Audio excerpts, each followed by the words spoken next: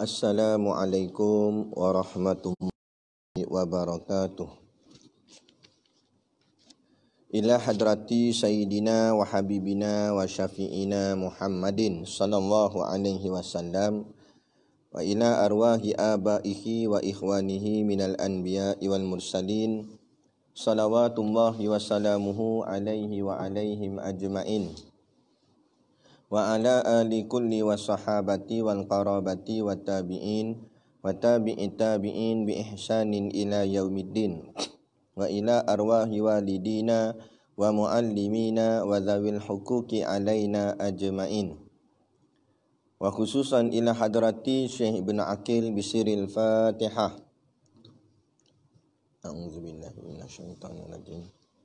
Bismillahirrahmanirrahim. Alhamdulillahi rabbil alamin. Ar-Rahmanir Rahim. Maliki yaumiddin. Iyyaka na'budu wa iyyaka nasta'in. Ihdinas siratal mustaqim. Siratal ladzina an'amta 'alaihim ghairil maghdubi 'alaihim waladdallin. Amin. Bismillahirrahmanirrahim. Alhamdulillahi rabbil alamin. Wassalatu wassalamu ala asyrafil anbiya'i wal mursalin Sayyidina Muhammad wa ala alihi wa sahbihi ajma'in. Subhanaka la ilma lana illa ma 'allamtana innaka antal alimul hakim. Rabbi shrah li sadri wa yassir li amri wahlul 'uqdatam min lisani yafqahu qawli. Wala haula wala quwwata illa billahil aliyyil azim. Amma ba'. Kita sambung lagi muka surat yang ke-15 kitab Zadul Muta'alim. Qala al-muallifu rahimahullahu ta'ala wa nafa'ana wa iyyakum bi ulumihi fid daraini amin ya rabbal alamin. Kata pengarang kitab, qidam artinya sedia, lawannya hudus artinya baharu. Maka wajib kita percaya bahawa Allah itu sedia, yakni tidak ada permulaan bagi adanya. Jadi sifat yang wajib kita kena mengaji seterusnya selepas wujud, iaitu sifat qidam. Jadi macam biasa kita bawa 5 poin, 5 perkara yang menjadi poin utama dalam memahami sifat 20 secara jalan tafsili. Iaitu poin yang pertama, nama sifat. Nama sifat di sini ialah qidam. Qaf dal mim, boleh rujuk dalam kitab. Qidam nama dia. Kemudian poin yang kedua, erti. Erti ni maknanya terjemah bahasa. Sebab qidam ni bahasa Arab, maka kita terjemah ke dalam bahasa Melayu kita lah. Jadi qidam dalam kitab sebut ertinya sedia. Qidam tu makna dia sedia, erti dia, terjemah dia. Kemudian selesai poin kedua, poin yang ketiga. Poin yang ketiga iaitu makna sifat. Poin yang pertama nama sifat, poin yang kedua erti sifat, poin yang ketiga makna sifat. Makna menghuraikan poin yang kedua, menghuraikan erti dia. Erti qidam di sini sedia. Jadi sedia tu macam mana? Kita tak berapa nak faham. Maka sedia maknanya ialah dia kata, maka wajib kita percaya bahawa Allah itu sedia. Sedia itu yakni tidak ada permulaan bagi adanya. Itu je. Dalam kitab ni dia ringkas. Dalam kitab-kitab tauhid yang lain dia akan kupas lebih dalam lagi. Yang ni untuk permulaan kita yang nak mengaji ni lah. Jadi mudah kita nak faham. Qidam ini artinya atau maknanya iaitu tidak ada permulaan bagi adanya. Allah tu ada, kita dah belajar pada semalam, yakni sifat wujud ada. Dan adanya Allah Ta'ala itu tidak ada permulaan pada adanya tu. Allah tu ada, tetapi adanya tak ada permulaan. Itulah bahasa mudahnya dipanggil qidam. Bahasa panjang dia tadilah kita hurai. Tapi ringkasnya nama dia qidam. Jadi qidam tu artinya maknanya tidak ada permulaan bagi adanya. Adanya siapa? Adanya Allah Ta'ala. Baik. Yang inilah yang membezakan antara adanya makhluk dengan adanya Allah. Adanya makhluk itu dengan adanya permulaan. Tetapi adanya Allah dengan tidak ada permulaan.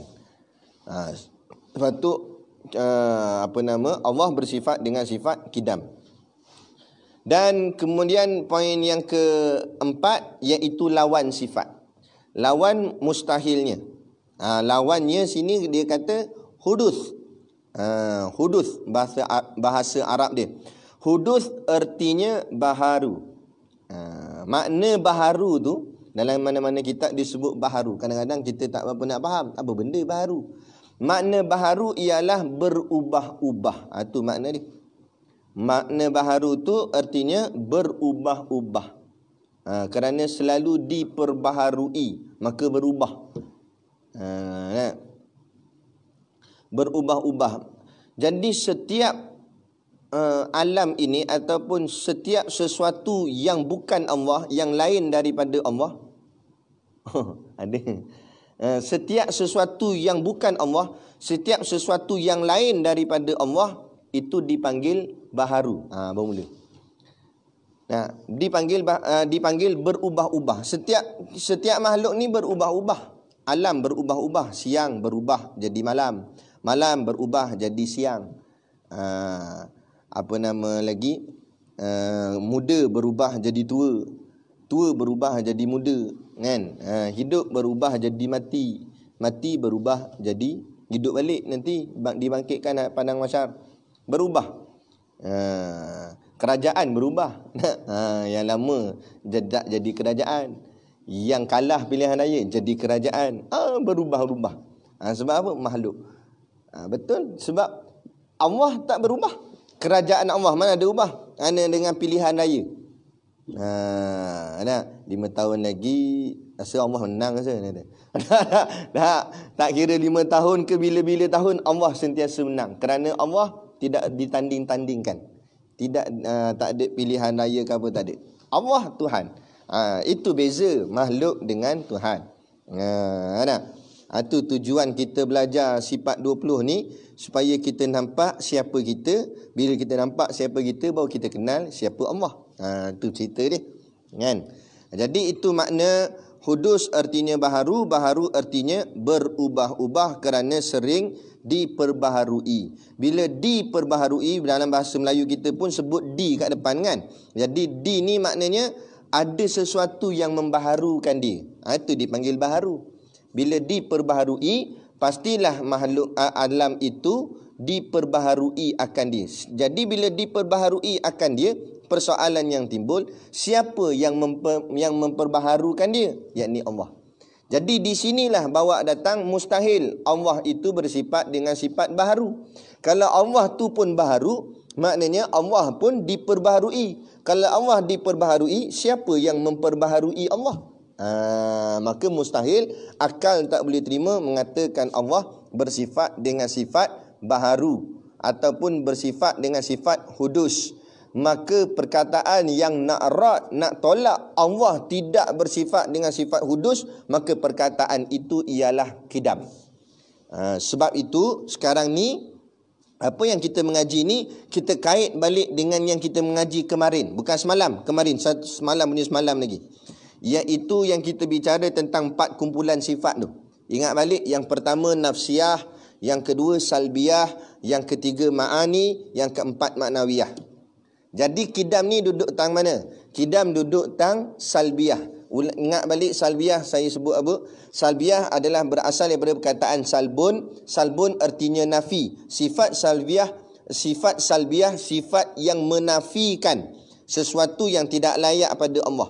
Jadi asalnya kidam ni, perkataannya itu ada orang mengatakan Tuhan itu baharu contohnya. Orang kata Tuhan ni pun berubah-ubah juga. Dia pun diperbaharui juga. Maka kalau Allah tu diperbaharui, maka Allah itu diperbaharui. Kalau Allah tu diperbaharui, siapa yang memperbaharukan Allah? Kalau ada yang memperbaharukan Allah, maka Allah bukan Tuhan, sebab dia pun kena diperbaharui. maka mustahil akal tak boleh terima. Allah tidak diperbaharui, tetapi Allah lah yang memperbaharui setiap sesuatu. Bila Allah tidak diperbaharui, maka kita tolak Allah tidak baharu. Bila Allah tidak baharu, hudus. Jadi perkataan yang nak mengatakan Allah tidak hudus itu ialah qidam. Sebab itulah qidam termasuk dalam kumpulan salbiyah, kerana menafikan, menolak bahawa Allah itu baharu. Tolak. Sebab tu dia duduk dalam salbiyah. Jadi Allah bukan diperbaharui. Maknanya Allah tidak berubah-ubah. Macam kita berubah umur kita dulu muda sekarang tu. Allah tak begitu. Allah tak ada muda tu. Allah tak berkait dengan dan juga tempat. Dua ni Allah tak berkait. Adapun makhluk, dia sebut makhluk mesti ada masanya. Bila sebut makhluk mesti ada tempatnya.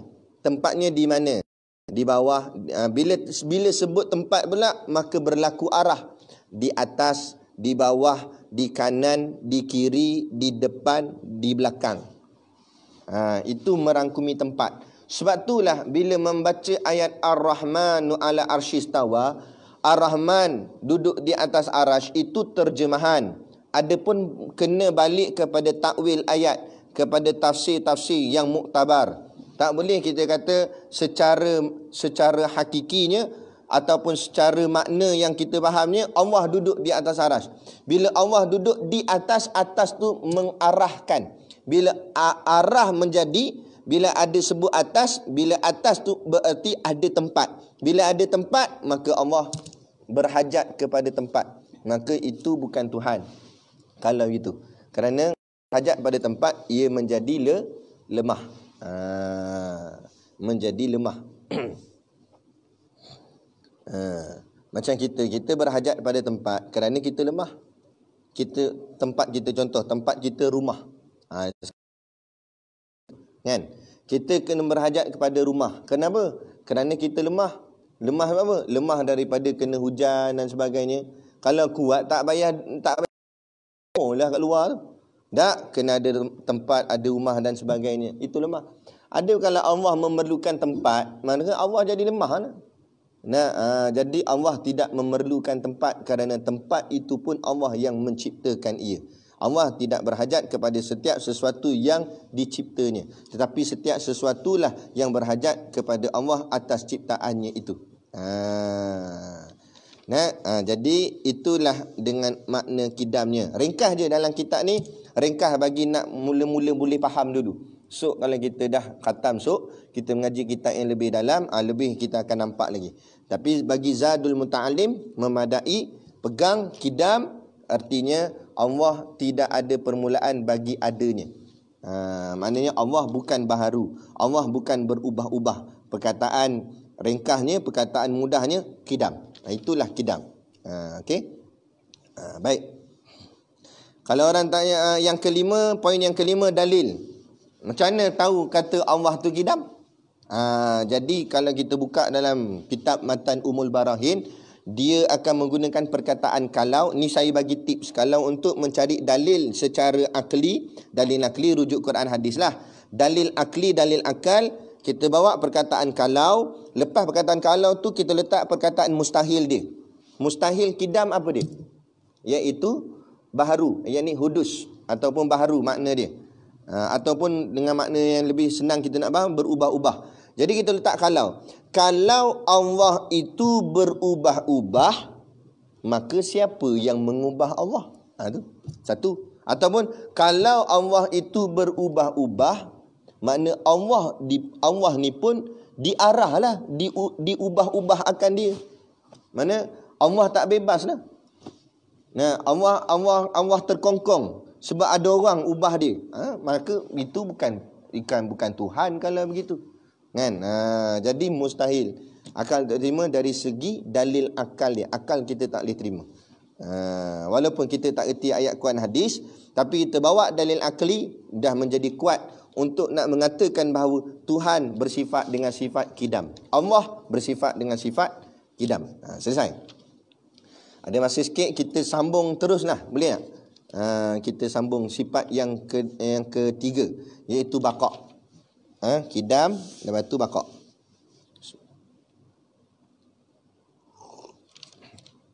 Okey, yang ketiga kita baca dulu. Baqa artinya kekal. Lawannya fana, artinya binasa. Maka wajib kita percaya bahawa Allah itu kekal, yakni tidak ada kesudahan bagi adanya. Baik. Sifat yang ketiga nama dia baqa. Ambil 5 poin. Poin yang pertama nama sifat, iaitu nama dia baqa. Ba qaf alif hamzah. Boleh tengok dalam kitab. Poin yang kedua erti sifat. Artinya terjemahan. Baqa tu bahasa Arab, terjemah dalam bahasa ibunda kita, bahasa Melayu, artinya kekal. Tapi kalau belajar sampai kekal je, tak selesai. Sebab tak faham makna. Kekal macam mana kekal? Sebab kalau bicara kekal, syurga kekal, neraka kekal. Adakah Allah dan syurga tu sama? Tak boleh. Laisa kamitslihi syai'. Allah tak sama dengan setiap sesuatu. Maka apa perbezaan ini kita nak cari. Poin yang ketiga, makna sifat. Apa makna kekal tu? Kekal tu macam mana makna dia? Maka kita ambil kat mana? Ambil kat maka tu. Maka wajib kita percaya bahawa Allah itu kekal. Yakni tu makna dia lah. Yakni tidak ada kesudahan bagi adanya. Yakni makna kekal Allah Ta'ala itu tak ada kesudahan. Makna tak ada hujung. Tak ada penghujung bagi adanya. Nya mana? Nya Allah. Adanya Allah Ta'ala tu. Balik kepada wujud. Sebab tu yang pertama kita belajar wujud. Okay, dah selesai. Kita pegang Allah tu wujud. Allah tu ada. Tapi adanya Allah itu pula tak ada mula dan tak ada akhir. Sebab tu dia bersabit. Daripada sifat yang pertama, kedua dan sampai ke yang ketiga. Jadi kita balikkan aja. Baqa, kidam. Jadi wujudnya Allah itu kidam, wujudnya Allah itu baqa. Adanya Allah Ta'ala itu tak ada permulaan. Tadi kita mengaji. Dan adanya Allah Ta'ala itu baqa. Baqa artinya kekal. Maksudnya makna kekal itu tidak ada kesudahan. Sekali lagi, perkataannya ialah perkataan nafi, iaitu tidak. Sebab tu diletakkan di dalam kumpulan salbiyah, penafian. Menafikan Allah itu ada akhir. Menafikan Allah itu ada kesudahan. Menolak bahawa Allah tu ada kesudahan, perkataan yang sesuainya ialah baqa nama dia. Okey. Baik. Kemudian yang keempat, lawan sifat. Lawannya fana. Setengah kitab kata turul adami, boleh juga. Tapi nak mudah, inilah pendek, fana. Apa makna fana? Fana artinya binasa. Binasa artinya hancur. Itu lawan dia. Jadi Allah mustahil fana. Allah mustahil binasa. Allah takkan binasa. Bukan, jangan ragu-ragu, jangan mungkin tak binasa kot. Bukan. Kita kena jazam, kena tekad. Allah tidak akan binasa. Kenapa kita kata Allah takkan binasa? Kenapa kita kata Allah takkan binasa? Kenapa kita yakin sangat? Bila kita yakin ni mesti bersandar kepada sesuatu yang tahqiq, yang kukuh, yang kuat. Sandar dengan dinding. Dinding ni keras, baru boleh sandar. Ni kita sandar dengan benda yang halus, yang lembik, yang tak kuat. Akhirnya dengan kita rebah. Jadi kita bersandar dengan sesuatu yang kuat. Kita yakin bahawa Allah itu kekal. Mana mu tahu mu pernah jumpa Allah? Tak pernah. Lepas mana mu tahu Allah tu kekal? Kerana kalau Allah itu binasa, tu bawa dia punya dalil ni, poin yang kelima. Kalau Allah itu binasa, nampak? Bawa perkataan kalau, lepas tu bawa perkataan mustahil dia. Mustahil dia sini binasa, fana. Kalau Allah itu binasa, siapa yang membinasakan Allah? Sebab setiap sesuatu yang binasa pasti ada yang membinasakan dia. Setiap sesuatu yang musnah pasti ada yang memusnahkannya. Takkan dia musnah sendiri, tak? Jadi kalau dia binasa, siapa yang binasakan Allah? Kalau ada yang boleh membinasakan Allah, maka Allah lemah, tak boleh jadi Tuhan nanti. Sebab dia sendiri pun kena binasa. Tak, mustahil. Akal tak boleh terima. Sedangkan Allah itu Tuhan. Bila Allah itu Tuhan, Allah lah yang membinasakan sesuatu, bukan dia yang dibinasakan. Allah takkan binasa. Allah takkan binasa. Suatu kalau kita bersandar dengan Allah, kita bersandar pada tempat ataupun kita bersandar pada sesuatu yang takkan rosak, takkan hancur, takkan binasa. Kalau kita bersandar dengan makhluk, makhluk akan binasa. Macam PKP ni. Kita bersandar atau bergantung dengan duit ringgit. Duit ringgit akan hancur. Sebab duit ni atas nilai. Mata wang naik, bolehlah, adalah nilai dia besar sikit. So kalau mata wang jatuh, mata wang tak ada nilai, nak sandar dengan apa? Dengan kertas tu. Kalau duit tu nilainya dah tak ada, dia jadi kertas je. Walaupun gambar-gambar agung juga. Nah, itu duit tu atas nilai je, mata wang. Adapun Allah, sandaran yang paling kukuh.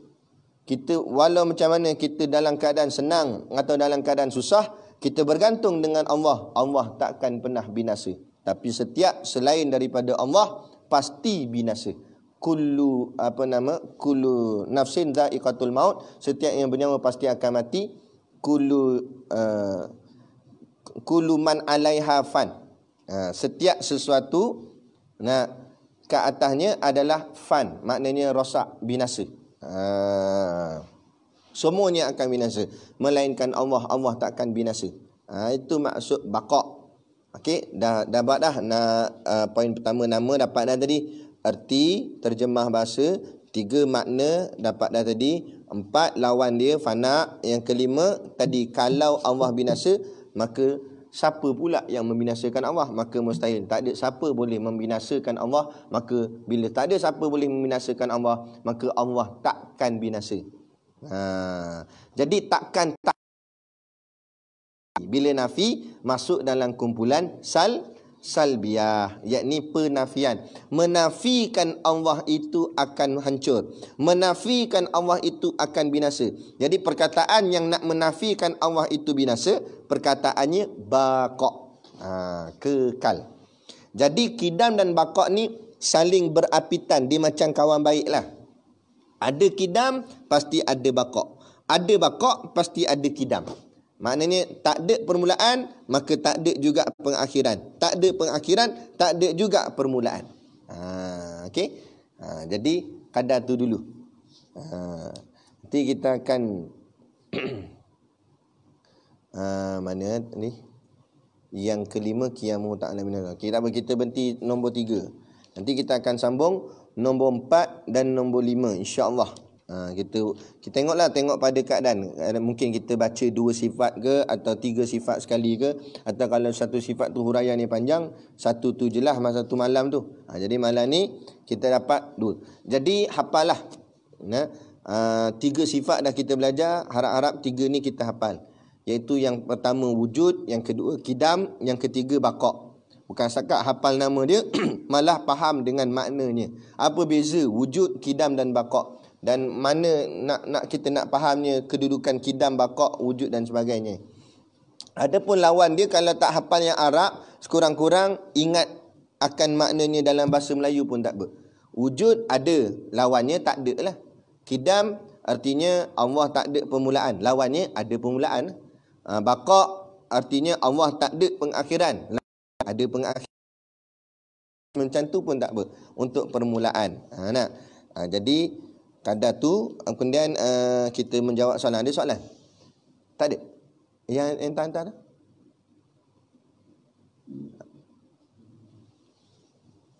Yang Anda tak bawa dekat rumah.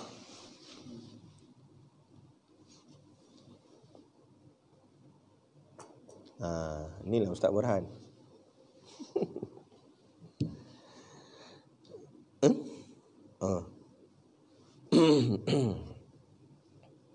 Kita nak tunaikan solat jamak takdim atau takhir di masjid. Kebetulan masuk waktu solat.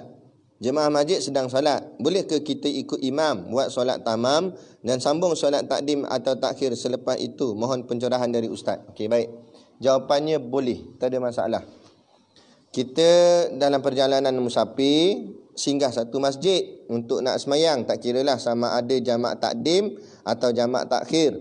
Kemudian kita masuk dalam masjid tu, tengok orang dalam masjid tengah semayang jemaah. Jadi kompon lah yang semayang jemaah ramai-ramai tu dengan sekali tu imam apa semua, takkan juga jamak juga kan. Dia nak gimana? Dia duduk situ. Jadi dia semayang tamam dan semayangnya pun lengkap 4 rakaat.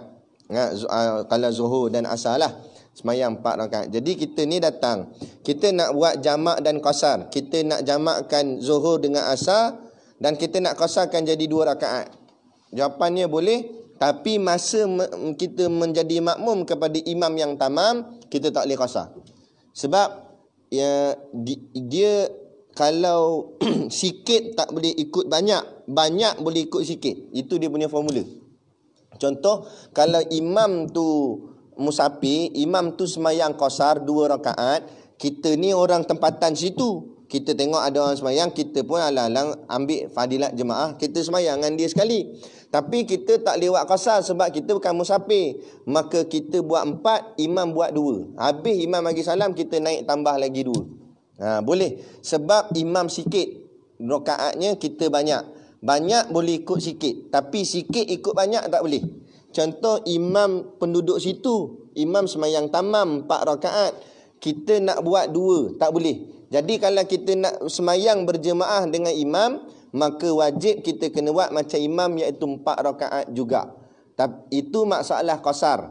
Ada pun masalah jamak tak jadi masalah. Contoh imam semayang zuhur, kita pun berhenti musafir kat masjid, semayang zuhur dengan imam. 4 rakaat. Habis 4 rakaat bersama imam, kita pun pergi belakang, sambung semayang asar pula dan kita boleh qasar 2 rakaat. Jadi semayang asar kita 2 rakaat, semayang zuhur kita 4 rakaat. Boleh, tak ada masalah. Sebab jamak benda lain, qasar benda lain. Cuma disekalikan jadilah jamak qasar. Boleh jamak saja tanpa qasar boleh, atau qasar saja tanpa jamak pun boleh, atau dua-dua sekali, jamak dan qasar bersekali pun boleh. Tak ada masalah. Kadang-kadang bab ni memang dia pening sikit kan. Itulah perlukan kepada pengajian yang berterusan. InsyaAllah tak apa. Jadi maknanya dia imam tamam, dia semayang dengan imam 4 rakaat. Habis 4 rakaat dia pun semayang asar, buat jamak takdim sebagai contoh, tapi dia buat 2 rakaat qasar. Tapi kalau dia tak nak buat 2, dia nak buat 4 juga pun boleh, tak ada masalah. Ataupun dia tak nak buat jamak, dia semayang zuhur dengan imam. Ni habis salam dia pun jalan sampai depan, masuk waktu asar, dia singgah masjid, dia pun semayang kat masjid tu, semayang asar, tapi dia tak nak buat tamam, dia nak buat qasar. Boleh. Itu qasar saja tanpa tamam, tanpa jamak. Itu cerita dia. Jadi boleh, dia nak buat jamak saja boleh, qasar saja boleh, atau jamak dan qasar pun bersekali pun boleh. Jadi jawapannya tak ada masalah, boleh. Dia semayang selepas semayang dengan imam, dia buat semayang dia sendiri. Sama ada jamak takdim atau jamak takdim. Tapi antara orang yang terlepas pandang dalam masalah jamak takdim dengan jamak takhir ni, bahagian niat. Niat qasar wajib dalam takbir. Niat qasar. Bila kita niat nak semayang tu buat 2 rakaat, mesti dalam lafaz Allahu Akbar tu, Allah, dalam tu lintah niat, sahaja aku semayang fardu zuhur qasar 2 rakaat kerana Allah Ta'ala. Kena sebut qasar, kerana qasar tu nanti kita baca dalam kitab, namanya ta'yin nafsahu, wajib dalam bab niat. Ada pun jamak, dia tak wajib niat dalam takbir. Dia boleh niat dalam sembahyangnya yang pertama, bila-bila selagi belum salam yang pertama, bukan salam kedua, sebab dikira rukun yang wajib. Rukun yang wajib salam pertama. Sebelum salam pertama dilafazkan, mana-mana masa kita boleh niat untuk nak buat jamak. Contohnya, ni maksud contohnya, kita mayang zuhur dengan imam tadi, Allahu Akbar, baru dia teringat. Sebenarnya dia ingat, tapi otak dia kadang macam tu lah kan, kadang-kadang lupa. Lepas tu dia kenapa aku tak buat jamak, kan aku musafir. Buat jamak Jadi dia niat tang mana masa dia niat tu, masa tengah rukuk. Tengah rukuk tu dia niat buat jamak. Dia pun niat, aku buat jamak semayang zuhur ni dengan asar. Makna lepas habis semayang zuhur ni aku nak semayang asar. Sah niat dia walaupun dalam rukuk, selagi mana belum salam. Sekalipun baru boleh lagi. Tapi kalau dah assalamualaikum, Niat jamak tak jadi. Sebab ada kum. Sebab kum tu syarat wajib. Sampai kum tu yang wajib. Warahmatullah sunat. Sampai kum. Tapi baru assalamualaikum, mulut baru nak buat kum. Jamaah kum. Sempat. Sebab tak bunyi kum lagi. Ni nak bagi takik. Tang mana boleh niat, tang mana tak boleh niat. Habis kalau dah terlepas Ustaz, tak boleh jamaah. Sebab dia tak niat jamaah. Kalau dia nak buat jamak juga, dia kena semayang sekali lagi dan niat jamak dalam semayang dia tu. Baik, itu berkait dengan niat. Kemudian lagi berkait dengan niat bagi jamak takhir. Jamak takdim selalunya tak jadi masalah sangat. Sebab kita boleh niat dalam semayang apa sebagainya. Tapi masalah jamak takhir, banyak orang terlepas pandang, dia dalam perjalanan, dia tak niatkan yang dia nak buat jamak takhir pada masa masuk waktu solat yang pertama. Contoh, dia musafir pada jarak pada waktu zuhur dan asar. Jadi dia niat, dia kata semayang asar nantilah sekali dengan zuhur. Jadi dia niat semayang asar. Tapi dia niat tu masa pukul 10. Pukul 10 belum masuk waktu zuhur. Kan? Jadi bila sampai asar, dia pergi semayang zuhur. Tak sah. Kata ulama. Sebab dia tak niat jamak. Jadi masa mana nak niat jamak takhir? Bila masuk waktu yang pertama. Bila dengar dah masuk waktu semayang zuhur, azan zuhur dah berkumandang, masa tu kita niat saja aku, ataupun niat je dalam hati, tak payah cakap tak apa. Kita niat dalam hati, aku nak semayang zuhur ni nanti dalam waktu asar, baru sah kata ulama.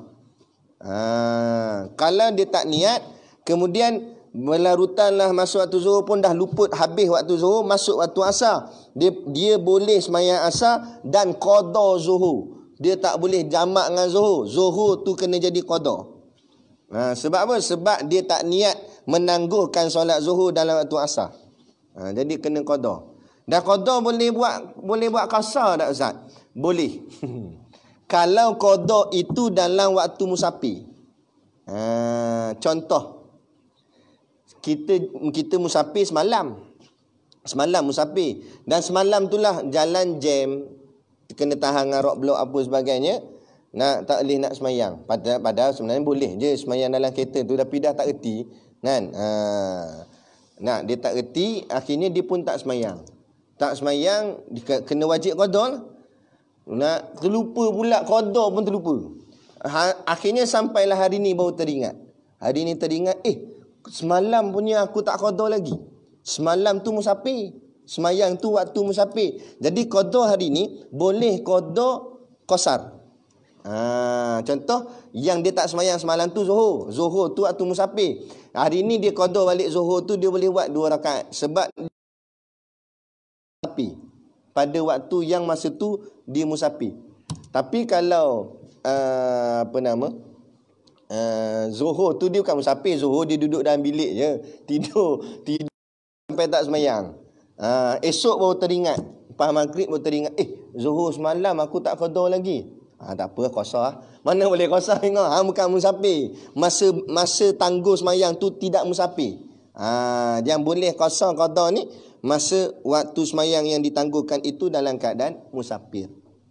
Okey, jelas. Moga-moga jelas bahagian jamak qasar. Sebenarnya jamak qasar ni luah lagi tajuk dia, panjang lagi. Syarat dia, niat dia macam mana apa semua, jarak dia macam mana kira apa semua. Panjang cerita. Lepas tu kalau tempat kita jalan tu kita patah balik jadi macam mana, panjang cerita. Tapi nak cerita waktu jadi panjang lah pula nanti kuliah. Nanti kita masuk bab dia ni. Kita cuma jawab mengikut soalan. Ni je soalan yang ada. Okey, jadi ini dulu soalan yang moga-moga kita dapat kongsi bersama. Jadi sekadar tu pada malam ini. Saya mohon maaf sekiranya terkasar bahasa atau mengguris hati mana-mana pihak. InsyaAllah kita dipertemukan lagi oleh Allah SWT pada sesi-sesi yang lain yang akan datang insya-Allah. Jadi sekadar tu, billahi taufiq wal hidayah. Assalamualaikum warahmatullahi wabarakatuh. A'udzubillahi minasyaitonirrajim. Bismillahirrahmanirrahim. Alhamdulillahirabbil alamin. Wassalatu wassalamu ala asyrafil anbiya'i wal mursalin sayyidina Muhammad wa ala alihi washabihi ajmain. Allahumma taqabbal minna salatana wa du'aana innaka antas samiul alim wa tub alaina innaka antat tawwabur rahim. Allahumma ja'al dinana dinan nabi Muhammadin sallallahu alaihi عليه وسلم وإسلامنا إسلام المسلمين وإيماننا إيمان المؤمنين وصلاتنا صلاة الخاشعين وأعمالنا أعمال الصالحين ونيتنا نية المخلصين وذنوبنا يا الله ذنوب المستغفرين وحياتنا حياة العلماء وموتنا بموت الشهداء وادخلنا الجنة مع الأنبياء عليهم الصلاة والسلام ربنا آتنا في الدنيا حسنة وفي الآخرة حسنة وقنا عذاب النار وقنا عذاب النار وقنا عذاب النار صلى الله على خير خلقه سيدنا محمد وعلى آله وصحبه وسلم سبحان ربك رب العزة عما يصفون سلام على المرسلين والحمد لله رب العالمين آمين يا رب العالمين تقبل الله منا ومنكم تكبير